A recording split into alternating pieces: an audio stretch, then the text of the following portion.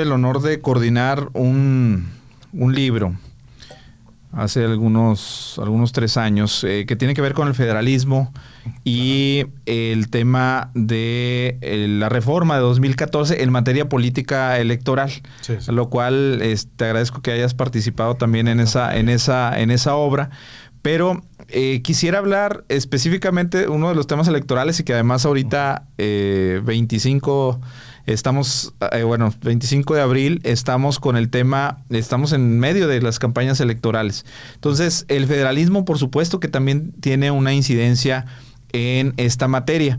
Decíamos ahí en el libro y concordamos muchos autores que participamos ahí, pues que precisamente el tema del INE, ¿no? Cómo viene esta evolución de ser un instituto federal electoral a nacionalizar los procesos electorales, cambiarle el de IFE a INE, sí. Y donde precisamente vemos, ahorita que estamos hablando de temas de centralizar, donde ya se ve que la institución del INE, por ejemplo, con algunos acuerdos, y hay que decirlo, y eso yo he escrito sobre el tema de manera académica, con unos acuerdos a veces quieren ir más allá inclusive de las constituciones locales. Ah, claro. Eso se ha visto. Entonces, vemos como un organismo constitucionalmente autónomo, como es el INE, con algún acuerdo, con algún lineamiento, pretende ir o ha buscado ir más allá de lo que dicen las constituciones locales en cuanto a las facultades que tienen los organismos públicos locales electorales.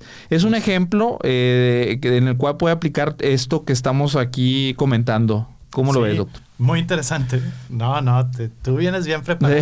No, es que... está muy interesante. Por un lado, si lo vemos desde la perspectiva normativa, vamos a hablar de que los procesos electorales hay leyes generales. Entonces yo les decía, la tipología de una ley general se basa en la cooperación. Pero luego vemos el instituto y como tú bien lo decías, dice nacional. Entonces, cuando vemos esa lógica del Instituto Nacional Electoral, vemos, caray, pues lo nacional tiene que ver con la potestad legislativa única en lo normativo. Y aquí pasa lo mismo. ¿Por qué? Porque termina el Instituto Nacional Electoral, la nacionalización del INE, no es otra cosa que establecerlo como un órgano revisor de los institutos locales, los famosos OPLES. Sí. Entonces, termina por centralizar muchísimo en una cuestión de cooperación, termina por centralizar el poder público, no solo a través de la revisión, sino también a través del procedimiento de nombramiento. Claro. De todos los servidores públicos, todos los que tienen que ver con materia electoral, son nombrados por la federación a través de diferentes mecanismos. Pues ahí está el exceso, o sea, es decir, exacto. Desde un instituto nacional, nombran a los consejeros, a los consejos que se integran por 7 consejeros de las 32 entidades federativas. O sea, llegamos a eso cuando cada entidad federativa tiene su congreso local. Claro. Y que desde ahí podría hacerlo, hablando de las potestades y facultades que también debieran tener las entidades federativas. Sí, y lo más interesante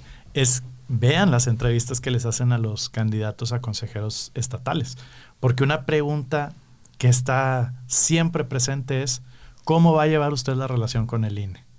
O sea, es prácticamente decir, ¿nos vas a obedecer o no nos vas a obedecer? Sí. Entonces, eso te habla de que no estás actuando bajo una lógica federal, sino de un estado central. Y eso es muy grave. En todo esto, creo yo, están 2 opciones. Primero, la reivindicación de la autonomía por parte de los órganos locales, independientemente cuál sea, desde el legislativo, los propios OPLES, el Poder Ejecutivo, el Poder Judicial, porque hay una centralización del poder público en todos los ámbitos. Entonces, primero es eso, la reivindicación de su autonomía a través de acciones concretas.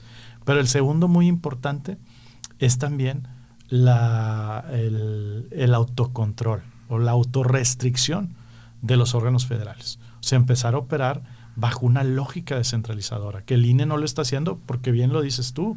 Oye, establece disposiciones a través de acuerdos que van más allá de lo que dicen las constituciones locales. Y lo peor del caso es que se les ha validado esa clase de actuaciones. Totalmente. Fíjate, ya te llevamos entonces a varios temas que estamos aterrizando aquí con el tema del federalismo. Hablamos del DIF ahorita, hablamos ya del tema del INE.